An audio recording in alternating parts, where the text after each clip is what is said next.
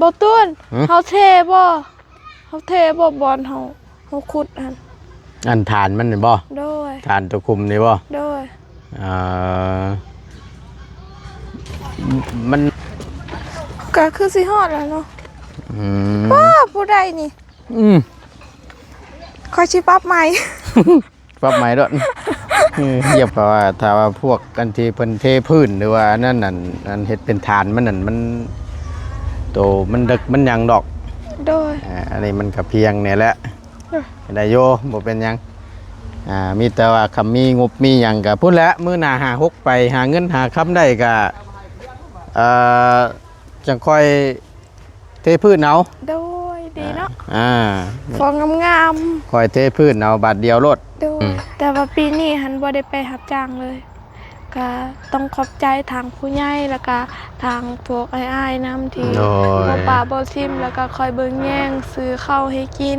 แล้วก็ซื้อน้ำแล้วมีขนมกินปกติหันบ่เคยมีจังซี่เลยเอาก็ยังพอได้กินได้อยากอยู่ดอกน้องเอ้ยก็คือเว้าหั่นแหละคือให้เว้าหั่นแหละก็เพราะว่าแต่ทั้งใดคิดใดที่ผ่านมาก็คือกันเนาะทางทีมงานได้เวียนเยี่ยมยามถามข่าวก็คือฮู้นั่นแหละกระต้มขนมนุ่มเนยของฝากของต้อนนั่นแหละถึงแม้ว่ามันจะบ่เป็นชิ้นใหญ่แต่ก็เฮาก็ซื้อมาต้อนนั่นแหละว่าซั่นน้ำใจแม่ก็พอได้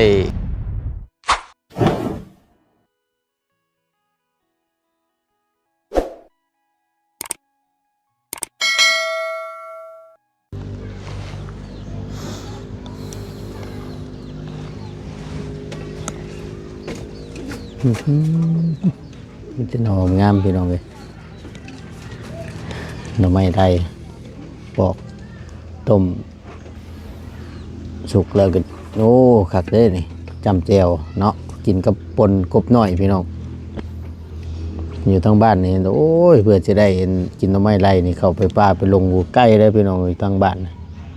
มันคือแถวทางนี้เนาะอยู่ทางนี้นะถือว่ามียังหลายเติบโยเนาะพี่น้องเลยเปิดคลิปเปิดภาพมาบรรยากาศช่วงยามเศร้าๆเนี่ยน้อยนึงเนาะประมาณ8-7 โมงครึ่ง8 โมงพอดีมาอีกป่านนี้ลมคุยด้วยบาทนี่กกหมากมีหรือว่าต้นขนุนเนาะก่อนอื่นพี่น้องกราบทักทายสบายดี FC บัดสุขุสุคนเด้อพี่น้องเด้อบอยชิวในและกระต่างประเทศก็ยินดีต้อนรับเข้าสู่ช่อง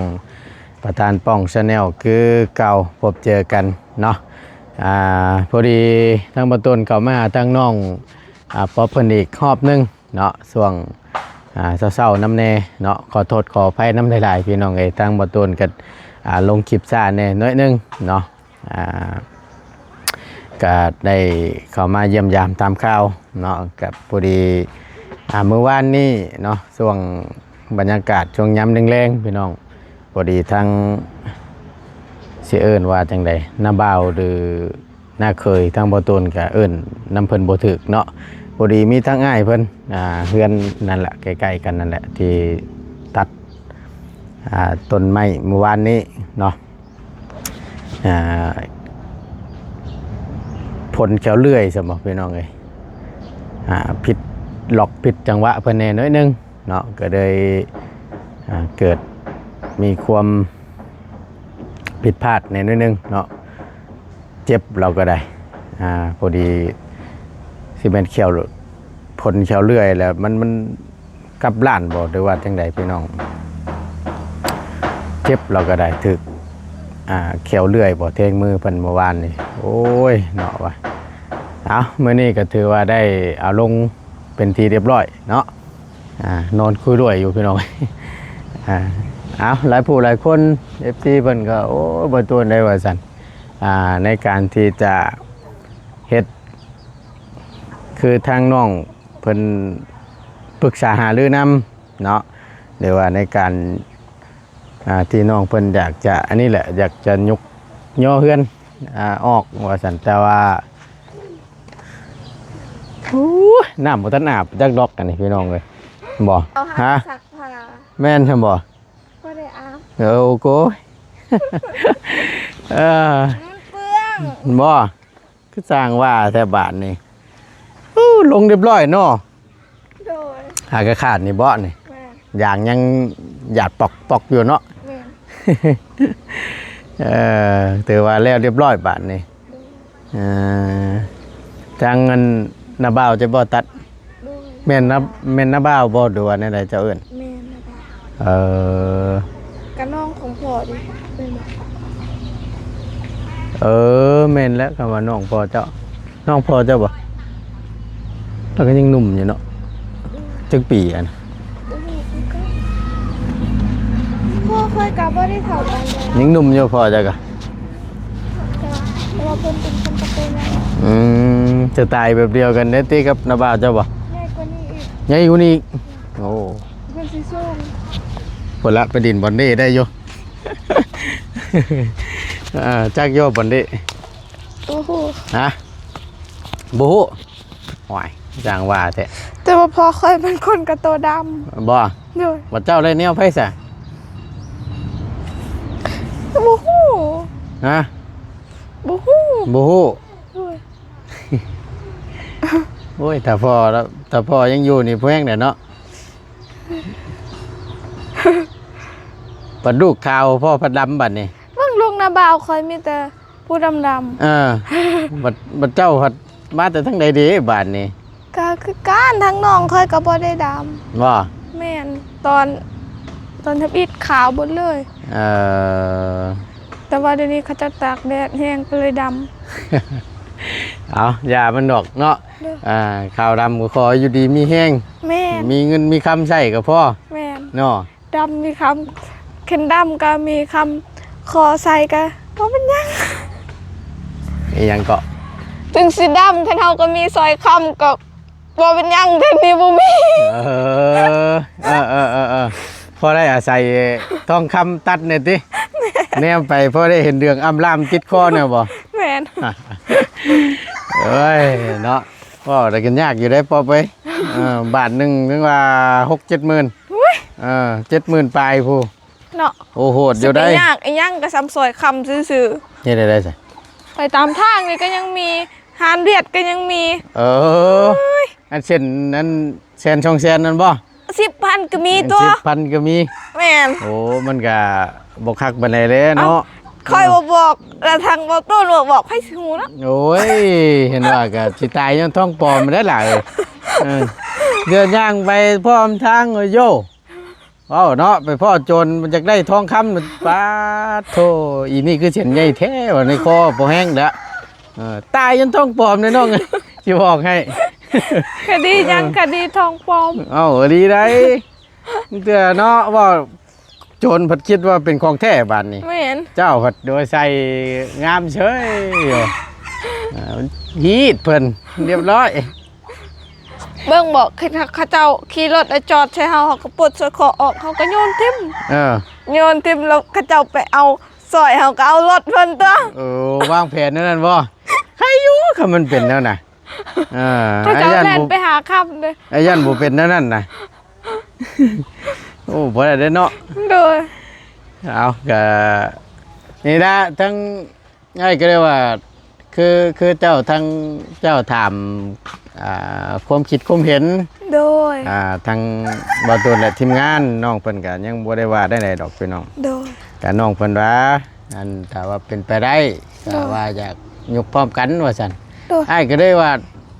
มีแต่ว่าให้มันเฮ็ดไปทีละอย่างก่อน โดย เพราะว่าเฮา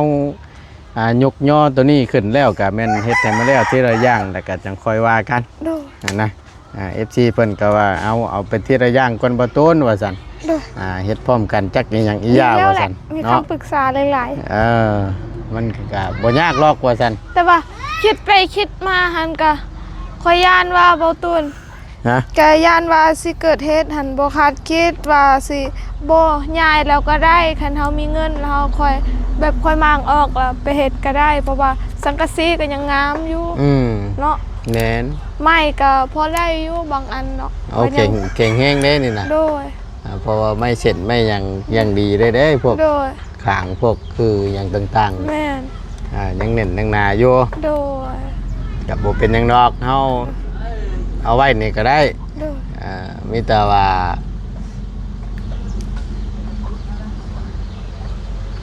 ได้เงินได้คำแล้วก็คือจะเว้าหั่นแหละ บางออกแล้วก็เอาไปเฮ็ดบอลพูนเพราะว่าพอดีพอเฮาจ้างเขาเจ้า แม่นแล้วก็จังว่ากันไหมเนาะ โดย เอาตัวนี่ให้มัน หลอดก่อน แล้วเสร็จสิ้นก่อน โดย แล้วจังว่ากันเนาะบ่เป็นหยังดอกก็ออกความคิดเห็นปรึกษาหารือกันซื่อ แม่ ๆมันบ่อันนั้นนะเฮาก็เฮ็ดทีหลังก็ได้ โดย บ่เป็นหยังเพราะว่ามันอยากให้มันแล้วไปทีละอย่างคือว่าหั่นแหละเนาะ โดย เพราะว่าเฮาก็นี่แหละสำคัญเป็นตัวนี้แหละ แม่น ตัวหลังไม้นี่แหละ โดย กำลังกะเกียมเตรียมพร้อมที่จะยกย่อ แม่ เนาะ น ขึ้นให้มันแล้วมันทั่วก่อนเป็นอะไรเรื่องงบเรื่องอันนั้นเฮาได้ครบเบิดแล้วบ่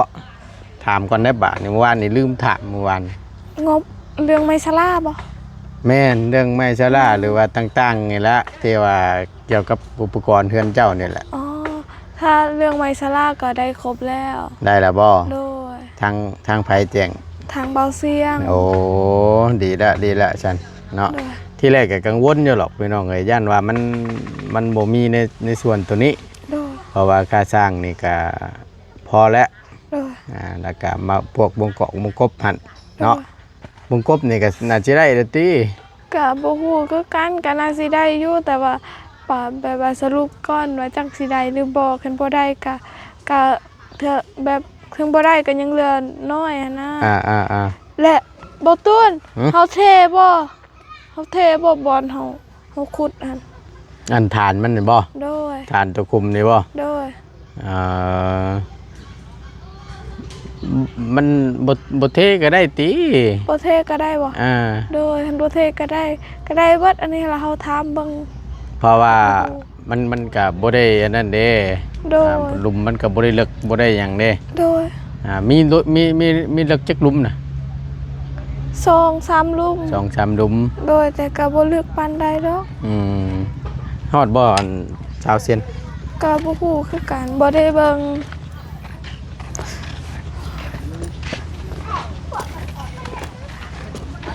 ก็คือสิฮอดแล้วเนาะ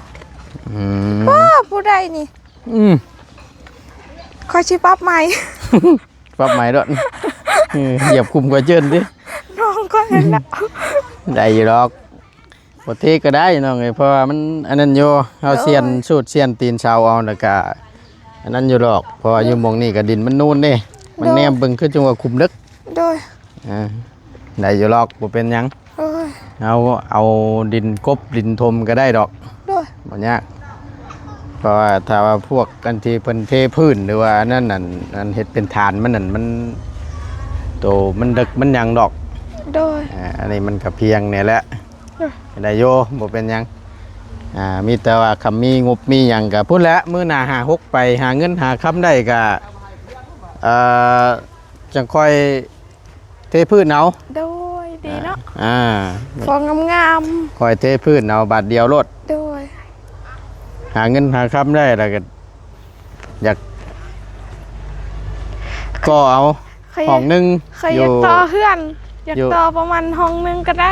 ไล่เบิดอยู่ข้างล่างเจ้าน่ะ ใครมันมักเฮือนดินเด้ ก็ขึ้นจักห้องหนึงแล้วก็บล็อกก็ใช้บ่ได้หรอกทำสิก็เอาห้องเดียวได้ ฮะ คำก็เอาห้องหนึงพอได้นอนน่ะ เป็นหยัง ใช้บ่หลายว่ะ อ๋อโดยแม่นบ่ แม่น หลาย เอาเพื่อนฮอดบ่อัน300ก้อนน่ะบ่ฮอดซ้ำ อ๋อแม่นบ่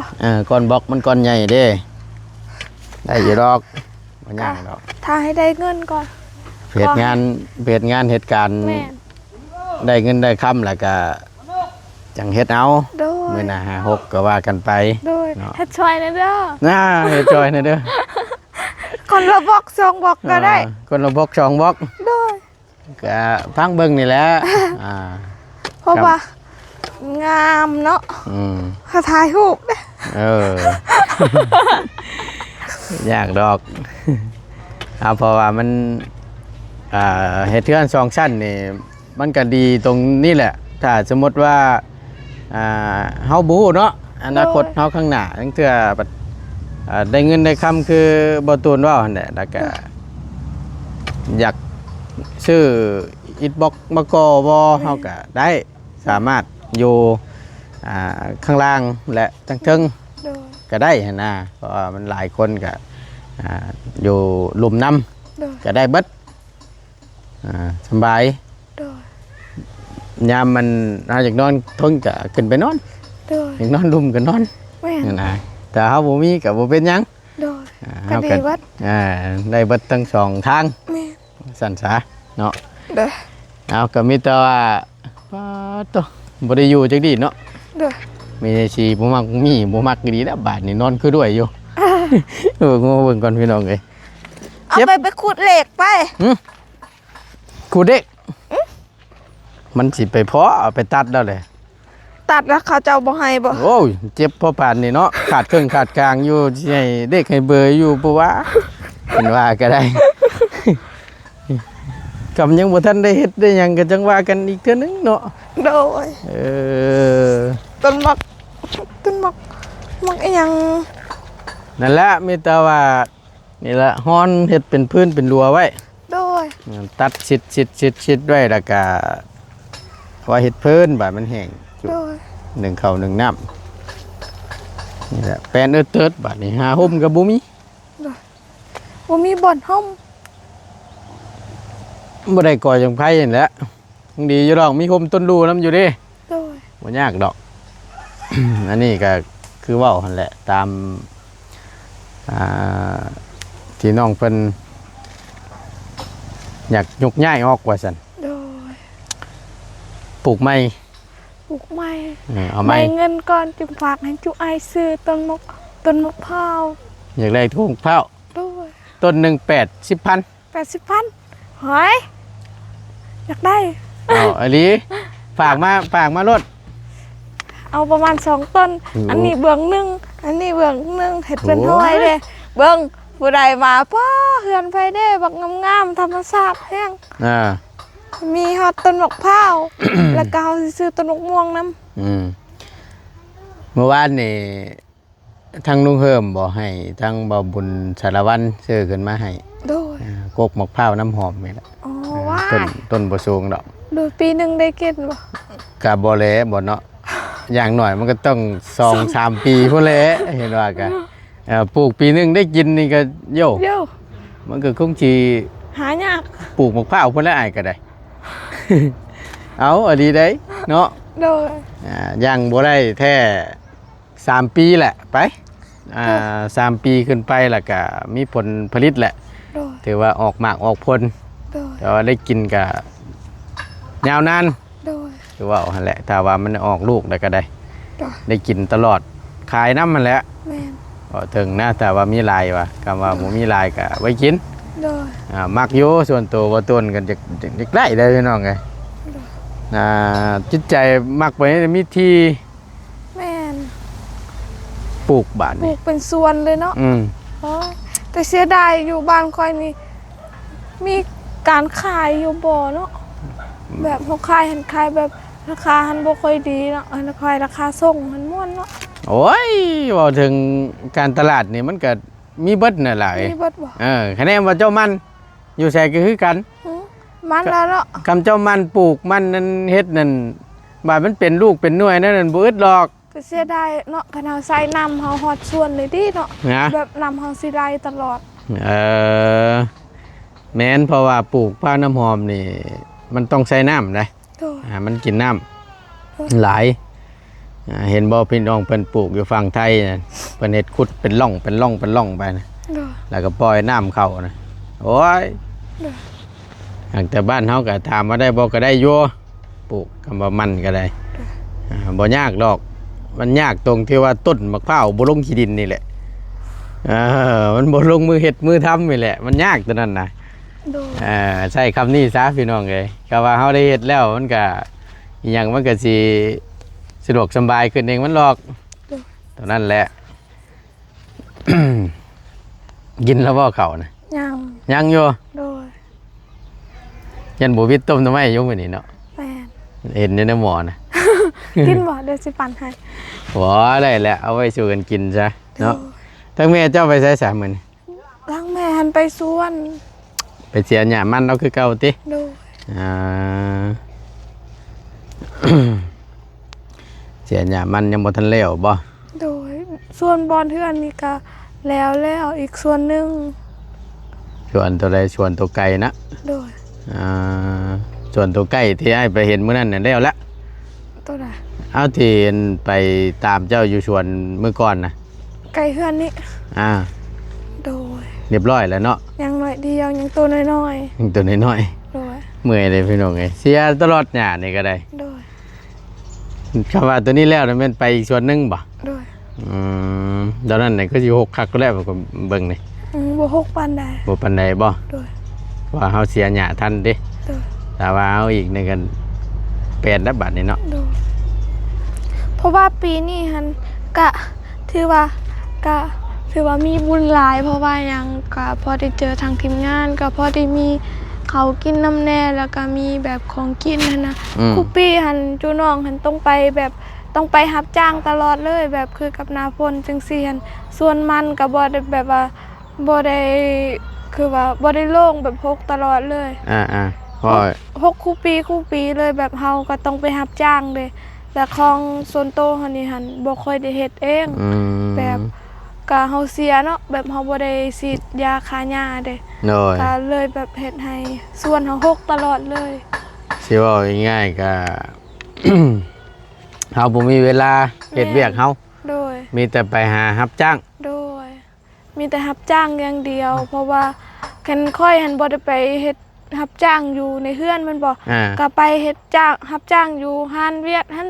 แล้วทางแม่ก็อยู่เฮือนจังซี่หั่นก็ถ้าสิท่าแต่เงินค่อยผู้เดียวก็ยันบ่คุ้มเพราะว่าเพื่อนค่อยหันหลายแล้วก็มีทางแม่หันก็ไปรับจ้างตลอดเลยแต่ว่าปีนี้หันบ่ได้ไปรับจ้างเลยก็ต้องขอบใจทางผู้ใหญ่แล้วก็ทางพวกอ้ายๆนำที่บ่ป้าบ่ทิมแล้วก็คอยเบิ่งแย่งซื้อข้าวให้กิน แล้วก็ซื้อน้ำแล้วมีขนมกินปกติหันบ่เคยมีจังซี่เลยเอาก็ยังพอได้กินได้อยากอยู่ดอกน้องเอ้ยก็คือเว้าหั่นแหละคือให้เว้าหั่นแหละก็เพราะว่าแต่ทั้งใดคิดใดที่ผ่านมาก็คือกันเนาะทางทีมงานได้แวะเวียนเยี่ยมยามถามข้าวก็คือฮู้นั่นแหละกระต้มขนมนุ่มเนยของฝากของต้อนนั่นแหละถึงแม้ว่ามันจะบ่เป็นชิ้นใหญ่แต่ก็เฮาก็ซื้อมาต้อนนั่นแหละว่าซั่นซะน้ำใจแม่ก็พอยังพอได้กินอยู่ถ้าหากว่าทางทีมงานได้บ่ได้เข้ามาแล้วเนาะก็คือเว้าหั่นแหละก็บ่ได้กินแม่ว่าสั้นช้าโดยปกติหันทั้งน้องหันไปโรงเรียน 2,000 น้องเทื่อก็บ่มีเลยแล้วก็น้องผู้น้อยหันก็บ่ค่อยได้มีแต่ทั้งน้องเพิ่นก็บ่แบบว่าบ่คือกับเด็กน้อยผู้อื่นเลยแบบให้อยากได้เงินอยากได้หยังอยากได้หันอยากได้นี่หั่นนะแต่ทั้งน้องค่อยหันมีก็ได้บ่มีก็ได้เพราะว่าเฮาบ่มีเด้ตอนแรกๆเพิ่นน้องเพิ่นก็อยากได้คือกันแม่นบ่แต่เฮาบ่มีแล้วเฮาบ่ให้ลีหั่นน่ะแบบเฮาซ่อนมาเฮาบ่มีแบบก็บ่เคยให้แบบพอให้เคยหั่นน่ะถึงมีก็แบบบ่อยากให้ปานใดหั่นน่ะก็เลยเฮ็ดให้น้องผู้น้อยหั่นก็เคยนำแน่บ่มีก็ได้มีก็ได้น้องก็แบบว่าบ่ได้อันยังนำแม่ดอกค่อยก็บ่ฮู้เว้าคือกันก็ดีเนาะแบบว่าสิเว้าง่ายๆก็เฮาก็บอกช้อนนั่นแหละบอกช้อนแล้วก็ประกอบไปด้วยกับที่เฮาบ่มีว่าซั่นซะบ่เพิ่นว่าเว้าถึงเนาะเล็กน้อยว่าซั่นซะมันก็แน่นอนแหละบ่ว่าแต่เล็กน้อยบ่ว่าแต่ผู้ใหญ่สุดแต่อยากได้สุดแต่อยากกินสุดแต่อยากมีแต่ว่ามุมมองอีกด้วยความเป็นจริงก็คือเฮามีก็อาจจะบ่หลายก็เลยบอกสอนก้าวเอาบอกแต่เล็กน้อยก็เพิ่นก็ฟังเพิ่นก็บ่คัดว่าซั่นซะเนาะก็ถือว่าเป็นการลีแหละที่แบบว่ายังฮู้จักว่าบ่มีแล้วก็แล้วจังซี่นะ บ่มีแล้วก็แล้วคือว่าเด็กน้อยบางคนบ่มีนี่ก็ห่วยบ่ได้บ่นไว้เด้ ให้แท้ ให้อย่างเดียวเด้ แม่น อันน่ะ เขาก็บ่คิด อันนี้เนี่ยถือว่าเป็นการดีแล้วแหละว่าบ่มีเด้อน้องลูกไม่ได้มันแพงก็บ่เป็นหยังนี่ก็ถือว่าโอเคแหละ โดย ถือว่ายังฮู้จักอยู่จังซี่นะ น้องค่อยหันคันเพิ่นไปโรงเรียนก็แบบว่าคันบ่มีเงินนี่ก็แบบหมู่ขี้คร้านไปซื้อเนาะหมู่บางคนมีเขาก็ให้ไปซื้อเขาก็ให้เขาเจ้าก็ให้กินน้ำแบบเพราะว่าหานขายหันบอนหันบ่มีต้องขึ้นมาอยู่เทิงนี่ว้าวแล้วคือลูกอ้ายนี่คือกันโดยคือที่1นะพี่น้องเอ้ยโธ่ซื้อขนมให้นี่ไปยามไปเรียนนี่ถุงนึงนั่นบ่อิ่มอยากได้อีก2อยากได้อีกถุงนึงโดยหากกินดีๆก็บ่ได้ปานใดดอกโดยเพิ่นชื่อไป2ถึงนี่เป็นหยังว่าติหมู่ปั่นให้หมู่กินแบ่งให้หมู่โดยบัดนี้หมู่เพิ่นในบ้านนี่สิแตกต่างกันเด้โดยหมู่เพิ่นน่ะเฮียนนำกันนะโดยหมู่เพิ่นนั้นมีแต่คนมีเงินดอกหมู่เพิ่นน่ะชื่อขนมนี่คือว่าล่ะเพิ่นมันแต่ละคนมันบ่คือกันเนาะโดยเมื่อนั้นขี่ไปรับเพิ่นแล้วก็แวะก็ไปเติมน้ำมันเพราะนี่เฮือนพาโชคว่าซั่นพาโชคสิดีบาดนี้เพื่อนเฮาหั่นได้ว่าซั่นปลาโตคือได้เพื่อนรวยแท้ว่าเจ้าของปั๊มน้ำมันอีดีเพราะนี่เฮือนเพิ่นว่าซั่นบ่จักคนสิเว้าชื่อไปได้หลายอันนั่นเบิดอยู่บ่เบิดแล้วเนาะแบ่งหมู่กินน้ำว่าซั่นโกก็บ่ว่าดอกพี่น้องเอ้ยเด็กน้อยก็แบบนี้แหละมีบ่มีก็คือการปั่นกันกินแม่นเทื่อนะเทื่อซื้อไป2ถุงนุ่มแม่นบางเทื่อเอาขนมพ่อนึงนุ่ม2กล่องแต่ว่ากินบ่เบิดดอกบางเทื่อเจ้าครูเพิ่นสิเบิ่งได้แบบว่าเด็กน้อยแบบลูกผู้ใดเพิ่นแบบลืมจังซี่นะแบบว่าบ่มีนมเดี๋ยวเพิ่นก็สิเอาทั้งนี้ให้กินก่อนแล้วมื้อหน้า56ถ้าว่าเฮาลืมเพิ่นก็แบบเพิ่นยืดยุ่นเอากันช่วยกันหั่นนะสิประมาณนั้นแต่ละเทื่อนั่นน่ะโอ้ยเนาะว่าเอาก็ย่าหรอกว่าโดยก็อย่าเอาลูกได้ว่ามันบ่มีเงินหน่อยที่ว่าได้พี่น้องเอ้ยเนาะโดยเอาก็มีแต่ว่านี่แหละมื้อนี้ก็มีแต่กะเตรียมเคลียร์พื้นที่ใบมันเฮาก็เอาไปไว้อยู่มุมใดมุมหนึงให้มันแห้งแล้วก็จังจูดแล้วก็ลำมันนี่โตกิ้งมันก็ได้แบบตัวใดเฮาดังพื้นไฟได้เฮาก็เอาแม่นเฮาก็ตัดไว้นั่นแหละตัดไว้โดยไว้ใช้ไว้ซอยไว้จุยามเดือน9เดือน10นี่แม่นฝนตกลิ้นมานี่ห่วยพอได้หน้าหนาวหั่นแหละแบบเฮาจะได้พื้นลายสุดเพราะว่าเฮาตั้งดังไฟแต่เช้าลูกก็มาปิงไฟนี่แหละพอมันต้องการได้พี่น้องเอ้ยยามฝนตกลิ้นไล่ปลาลงต้นลงลีรถเหี่ยวพอได้นั่งย่างปลาย้อนได้เนาะแม่นบ่ได้เห็นว่าก็ได้เนาะก็มีแต่ว่านับมื้อมาเนาะนับมื้อวันละเวลาละพี่น้องเอ้ยหมอจอจันเข้ามาแหละแม่นก็ถือว่าตาตีนชาวมาแล้วก็แม่นยกย่อแม่นได้ดำเนินการเลยเนาะถือว่าบ่ล้นดอกพี่น้องแต่ว่าเรื่องไม้เรื่องตอกนี่บ่มั่นใจเด้อพี่น้องเด้อเนาะตัวมันสิพออยู่บ่ป๊อบบ่ฮู้เลยเพราะว่าระบบสไตล์เฮือนน้องเพิ่นนี่แม่นถือว่าขันอ้อมเบิดเลยว่าซั่นซะเนาะมีแต่ว่าจงประตูทางขึ้นหันจงประตูทางขึ้นแล้วก็จงประตูทางขึ้นนั่นแหละถือว่ามันออกแบบ จีแอมลายกลัวเฮือนน้องเจดีหัน